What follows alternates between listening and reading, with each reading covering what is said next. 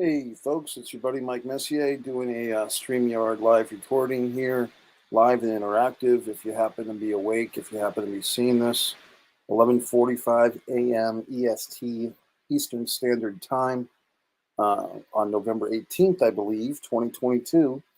Here we are. So we're sharing a Messier moment. You might be wondering, gee whiz, Mike, you haven't been doing as many videos lately. I've been going through a phone transition, and I'm actually going to transition back. Now, don't worry, I didn't have to get any doctor approval for this transition. I simply have to replace the phone that's replaced my broken screen phone because now I fixed the broken screen, and et cetera, et cetera.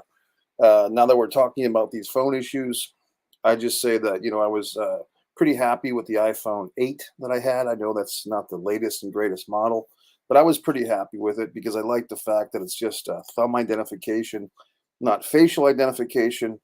The problem with facial ID for me is that if I shave, if I grow my facial hair in, whatever, it tends to throw off the face ID, but the thumb remains the same because you don't have to shave your thumb for the most part, although some cultures might. But in any event, I tried this Google Pixel 2 phone. The Google Pixel 2 phone, very good camera on the phone, but all the settings and everything is just different and very confusing to me. And I was hoping that I'd get used to it, but I've been using that Google Pixel 2 for about 2 months and I never got used to it. There is some benefits to that phone.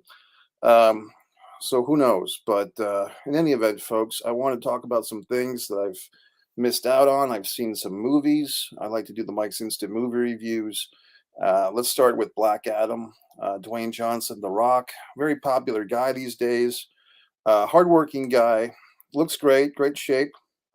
My friend David John Reynolds is checking in all the way. I think is it from the UK or Ireland that you're in, buddy? I don't because I know those two are warring factions, but I think you're in the UK. But you can clarify. And I wonder what time it is for you. Oh my God, that's my neck. That's like an actual neck crack you just heard, folks. I have been doing these neck exercises recently to get mobility in my neck, but still, it's kind of tight. The UK, that's what I thought. Very good. So Black Adam, you know what, folks? I have to just kind of remind myself that I don't have to see every movie like right away.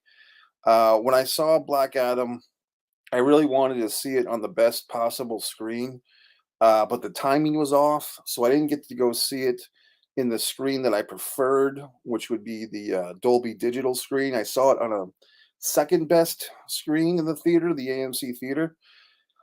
And to be honest with you, I was kind of tired when I went to see the movie. And sometimes when I'm a little bit tired and I go see a movie with a lot of action and a lot of noise and audio special effects, it makes me even more tired. Like I just get sensory overload or something, and I kind of just shut down.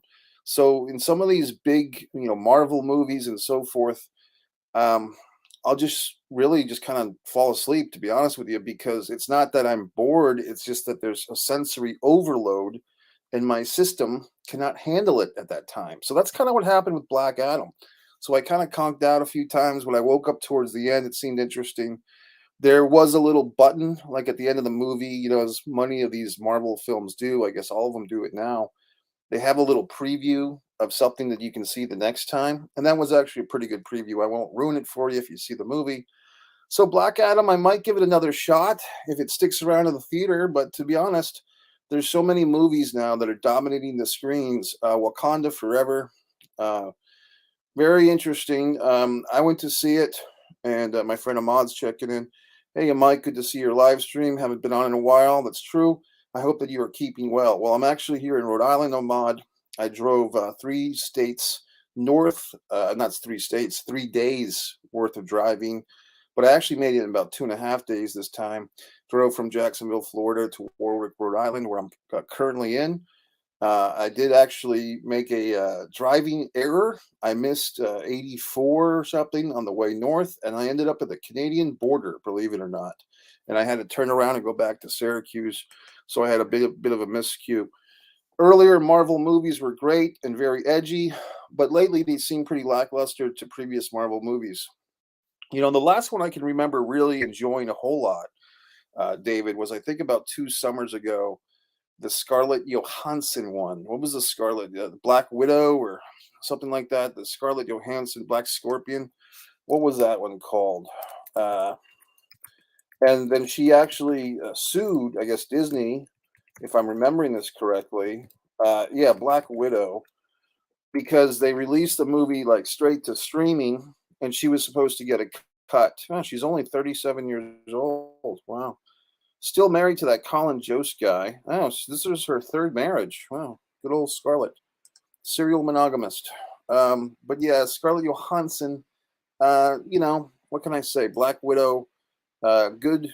I like that movie a lot. I like the younger sister role. The estranged father role was interesting. That was a couple of years ago. As far as these new ones, I mean, I kind of like the Doctor Strange thing. I like the premise of the alternate universe stuff at least. But it's hard to keep track, and when I go see these Marvel movies, I try to enjoy them as just a singular entity, just the movie for its own benefit or its own sake. I try not to think about all the connections and which character is crossing over to this one or that one. I think I did a video a while back about the alternate universe theory for these movies or the alternate universe technique. It's such a cop out, it's such a creative cop out that anything you can do in a movie could be ignored in the next one by saying, "Oh, this is an alternate universe." It's really a creative cop out. It's laziness. It's a cheapo way. And you can even, if you watch my Halloween movie reviews, when I'm talking about the Halloween movies with Rob Zombie directed, in the mid 2000s. And now we've got this new trilogy for the last 3 or 4 years, and I guess they're not connected at all. And then I remember mid 2000s as well. There was two Incredible Hulk movies, I think within 3 or 4 years of each other. I believe it was Mark Ruffalo and Edward Norton both play the Incredible Hulk, Dr. Bruce Banner, and neither of those movies was terribly great. Although I kind of enjoyed, I think I enjoyed the Edward Norton one more. But my point is, I'm here. I'm writing wonderful scripts, Fighter Play Basketball, A Distance from Avalon, all my wonderful stories and screenplays. I wish that the Hollywood would invest in me. Hey, buddy, wait for Black Adam on streaming. Not worth another trip to the theater. Hey, good point, buddy. Good point. I do. Hey, Pat, what's going on, pal? Thank you, buddy.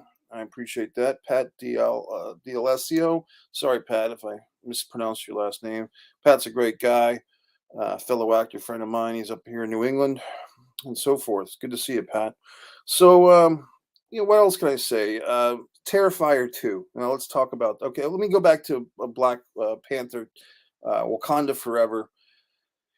Here's the situation. I go to the theater. It's the movie's been selling out left and right. The theaters are packed. You know me. I don't like a big theater full of people. I like a big theater full of just myself, so I can take my shoes off, so I can crack my neck, so I can be comfortable. But I did want to see the movie before everyone started spoiling it online. I really hate when people go on Facebook and they give their little reviews and they drop knowledge. They spoil the movie for you. Some friends of mine do that. I don't like that. So I go to the movie because I just want to see it before it's ruined for me. And I want to know, how are they going to figure out this missing Black Panther thing? The star of the first film, unfortunately, in real life, Chadwick Boseman, I believe his name is, passed away, which is horrible. Great actor. I saw him in the Jackie Robinson film twice. Anyway, we go to see this thing, and the theater is pretty full. And then what becomes apparent is there's this family in the movie theater. This is I believe, a 5 o'clock at night on a Wednesday, and they've brought children with them. They've brought, maybe 3 to 4 year olds, kids, little kids, and the kids are they'd rather be outside playing. I mean, it's still kind of early for them. It's 5 o'clock at night, and the children just did not seem ready to sit through a 2 hour and 45 minute movie, much to the chagrin of myself and the other theater goers. There was some shushing going on. I partaked in some shushing. Other people were uncomfortable. There was a row full of young African American teenagers or something to that effect in front of me, And I saw them in the parking lot, and they were all very upset because they felt that their movie going experience was ruined by this god awful family and their god awful children. So I'm just telling you, if you're a parent, we get it. You have to take your kids out sometime. You can't just leave them in the room, chained up. I mean, that would be illegal in most states. But if you're going to bring them to a movie, and if they're talking, maybe take them out in the lobby. I don't know if you want to use duct tape or a lollipop or some other type of oral enforcement to keep them quiet, but other people are trying to enjoy the film. So long and the short of it was, I was really struggling because I know it's post-COVID and everything sucks now, but at some point I want to enjoy this goddamn movie, and I really couldn't enjoy it because of this talking child. And we're sitting here for 2 hours and 45 minutes plus another 20 minutes of previews. It was a long evening, and I really felt uncomfortable about the whole situation. So I am think, and it was 3D. I will say this: the real 3D, it didn't look like Wakanda Forever from my vantage point. Did a whole lot with the 3D stuff. Um, I saw the original Avatar a couple of months ago, the re-release that had better 3D. It didn't seem like Wakanda really is a movie you need to see in 3D, to be honest with you, because it's not like a whole lot's happening in the 3D. They didn't take advantage of it. It seemed like just something to check off on the box. Yes, there's a 3D version of Wakanda Forever available. That all being said, I did like the movie. I thought it dwelled a little too much on the sadness of the passing of Chadwick Boseman as the Black Panther, and I say that because there seemed to be some blurring of reality and fiction in the way that they were discussing the death of the character. And I'll let you watch the movie to figure that out. But I mean, it was just interesting, and they mentioned like an unknown sickness is what killed off the character. So anyway, that's that. But I did see before that I saw Terrifier 2. Now my friend here on Facebook and YouTube, Michael AJ Norris, was very insistent that I give these movies a shot, kind of against my own greater interest or my own initial instincts. Terrifier 2, I saw All Hallows Eve. Which is the original movie of this Terrifier 2, the trickster character, or Art the Clown. I wasn't too happy. I mean, I felt like the original All Hallows Eve was kind of torture porn. Reminds me of when I first saw 15 or 20 years ago. And I didn't really, to be honest, I didn't really enjoy the Saw first film. I only saw the first one. And All Hallows Eve, I didn't enjoy. Just the gruesomeness, the dissecting of bodies, and so forth. I always watch these movies, and I know that they're well made, and they put a lot of work into the special effects and stuff. But I wonder if we're like, creating serial killers. If you look at the things, like I've been watching a lot of the Parkland shooting victim statements videos on YouTube. That's right, Frank. It is gruesome. And I watch all these, school shooter videos and the courtroom. I'm watching the real stuff and seeing the impact of gun violence or the impact of any type of violence. And then you have these movies like Terrifier 2, and you have Saw and all these things. And I just wonder, does this perpetuate the cycle of violence? And I know the easy answer for some, especially the people that like those movies, is, oh no, this is just entertainment, blah blah blah blah blah. But I wonder about that, because I wonder if someone's kind of on the brink of insanity or violent behavior if they go see these movies, if it doesn't affect them, with an A. That's always interesting. Look up effect versus affect. E effect versus A effect. Nice to see you on here, Frank. It was gruesome. So let's go back to Terrifier 2. So now I've seen Oh Hallows Eve. I think there's an Oh Hallows Eve 2. And then there's the original Terrifier film, which basically the Art the Clown kills a couple of prostitutes. I saw the preview for that. And when I had the opportunity, good question, Pat. I don't know the answer, buddy, but that's a great question. I don't know if they have stricter regulations for gun ownership or what. I mean, I'm if you saw the Matthew McConaughey speech at the White House after the shooting in was it Uvalde, Texas, his hometown, I pretty much feel the way McConaughey feels. Like, I think he articulated the way I feel about it. I'm not for the outlawing of all personal weapons or guns for people, but at the same time, there's got to be something done to restrict them because it's getting way out of hand. I mean, back in the day when you had the freedom to bear arms, it was muskets. You know what I mean? So nobody's going out there now with a musket shooting at a horse. You know what I mean? Now you're shooting at people in these semi-automatics and so forth. I mean, then you had situations like that Kyle Rittenhouse case a few years ago, all types of craziness. And you feel bad. I feel bad for the kids today. I do say this, Frank and other folks. I say, I feel bad for people that have kids these days, or kids most in particular, because how do you send your kid to elementary school when they just watched, 8 hours of a school shooting on television? How can you justify sending your kid? The kid says, I don't want to go to school today, mommy. Well, why not? Well, because I don't want to get shot. I mean, how do you answer that? So, I mean, I do feel bad for people who are kids, that have kids. It's just a crazy world. I mean, I know that the popular thing to do, good point, Pat. The popular thing to do often is just say, well, back in my day, things were so much better. But I feel, or kids these days have it so easy. That's a popular refrain. I don't think kids these days do have it easy. I think the kids that have lived through COVID, ruining their prom, and the school shootings, and all these things, they are going through a tough time. So I have empathy, sympathy, and whatever type of P for these kids. That didn't sound right. But anyway, let's move on. Terrifier 2.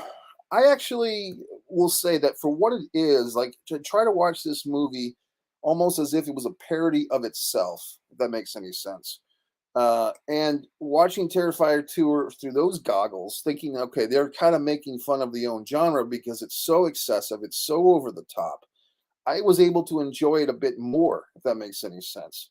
Uh, then you have some schools like Nathaniel Green that don't even call the police when there's a gun threat. Well, Nathaniel Green's, I believe that's an elementary school up here in Providence, Rhode Island, which is the background, in case you're wondering. This is a landscape of Providence, Rhode Island.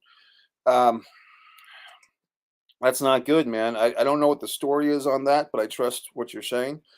Hit my pal Adam from Florida's checking in. I'm with you. Sometimes I watch that stuff too. And he's giving a, a website of probably some pretty gruesome stuff.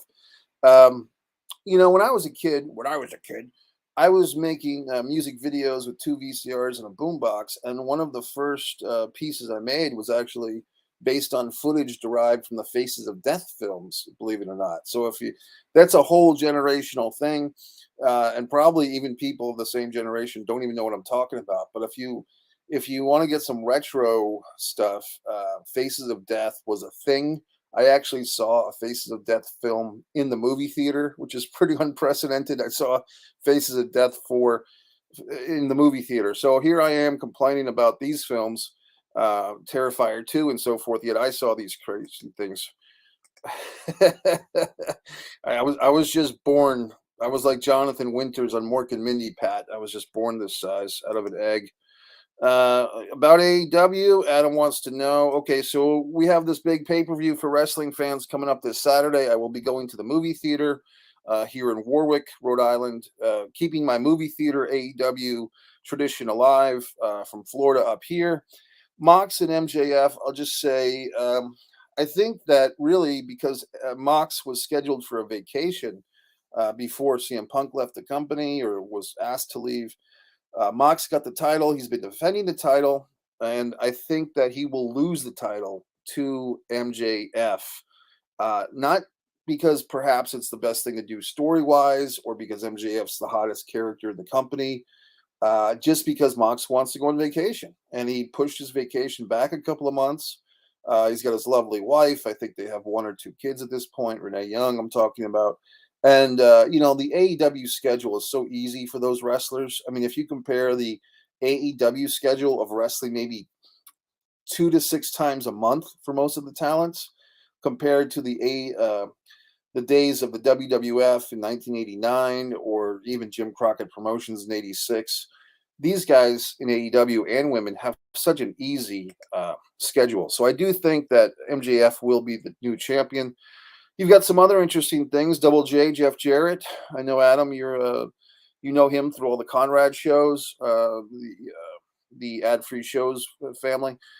Jeff Jarrett will be coming out of retirement to team once again with Jay Lethal. They haven't been very successful this year. They're kind of 0-1 on pay-per-view because they lost to Ric Flair and Andrade at that show, Ric Flair's last match. But here they are teaming against Sting and Darby Allin, which will be interesting. But I got to think that Sting and Darby are going to win.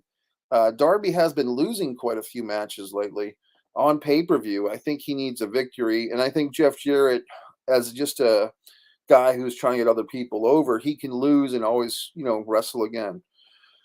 If there's any other matches you want me to comment on, there's some type of Ring of Honor title defense, Chris Jericho, etc. Let me go back to this Terrifier 2 thing. After the movie, and the movie was a good 2 hours long, Terrifier 2, the mashed potatoes scene, all these gruesome scenes.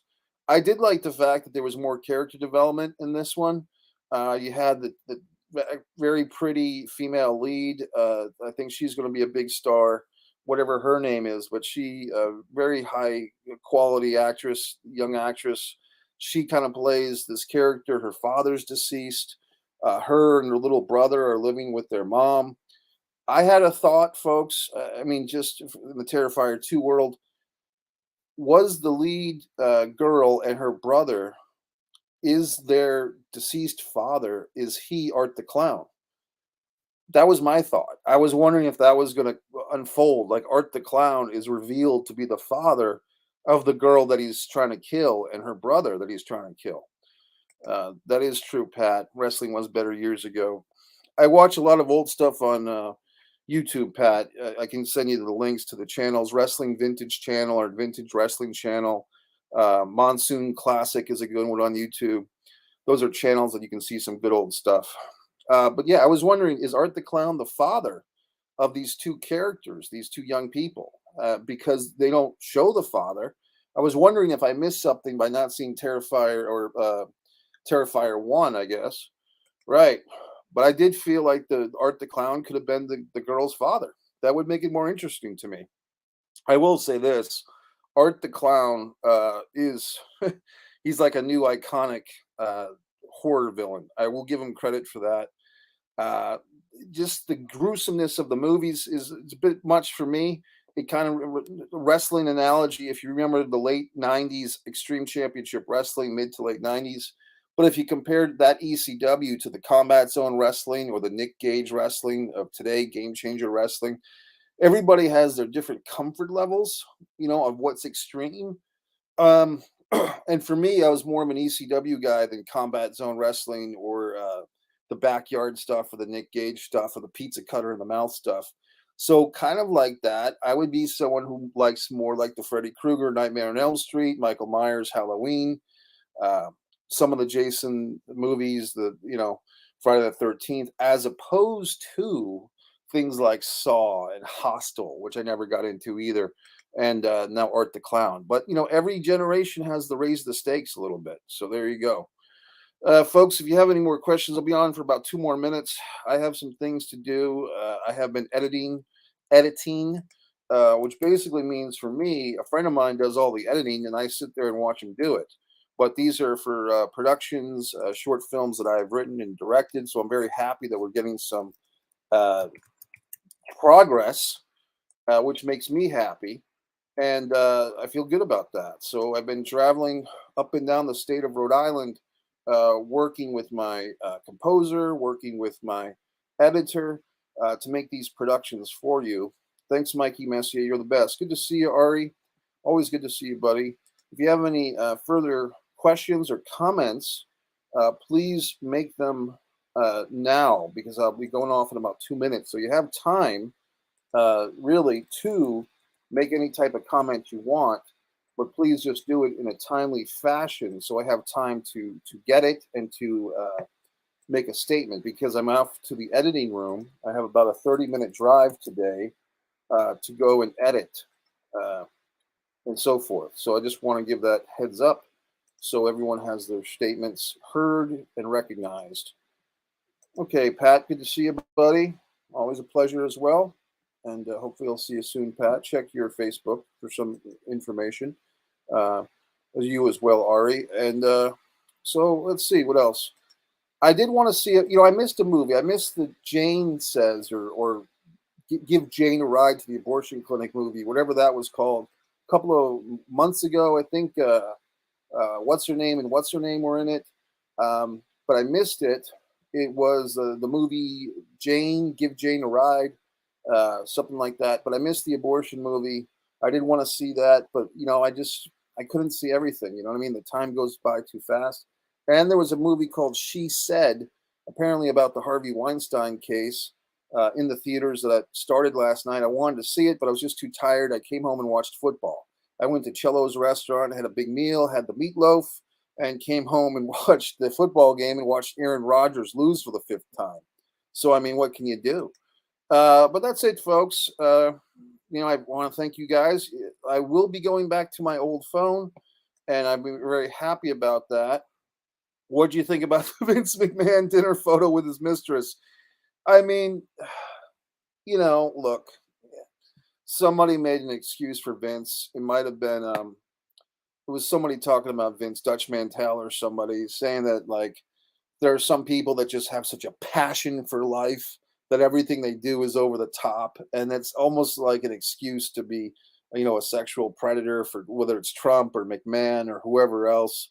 But I don't know. I've kind of just given up, on WWE. Like I will watch the major shows. I will watch the premium live events as they call them. I wanted to call them the network specials, but I will watch those big shows just to kind of keep in the loop. And yeah, I'm happy that Triple H is kind of running the show now, and I'm pulling for him physically because I know he has that chest issue or the heart issue. So I'm pulling for Triple H to be healthy. The stress of kind of being that top creative guy in the company must be really tough.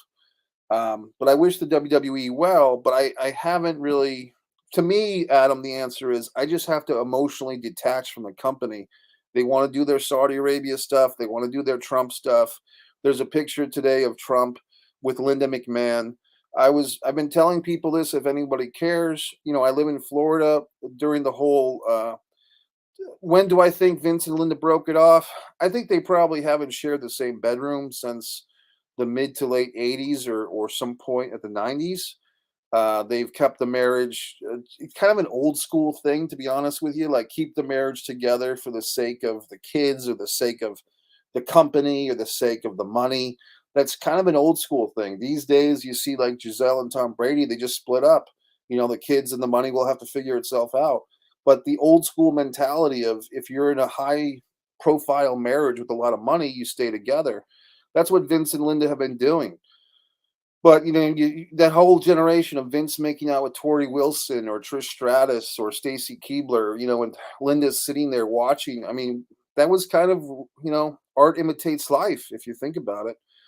Vince is just let's be honest. Vince in a lot of ways is a reprehensible human being, a disgusting individual. And that's just the way it is. Frank Roman asks, there was Smile, Black Phone, going back to the horror movies. Of the two, I saw them both, Frank, in the theater. Smile, it was good, but I just felt like he was setting up a sequel. Like I just felt like, okay, this movie Smile is here for the purposes of Smile 2 and Smile 3 and Smile 4. I just felt that. And don't be surprised if next summer there's a Smile 2. I did like the Smile gimmick I liked, but I thought that the movie felt a little like just checking boxes, just going through the motions a little bit. Let's see what else here, buddy.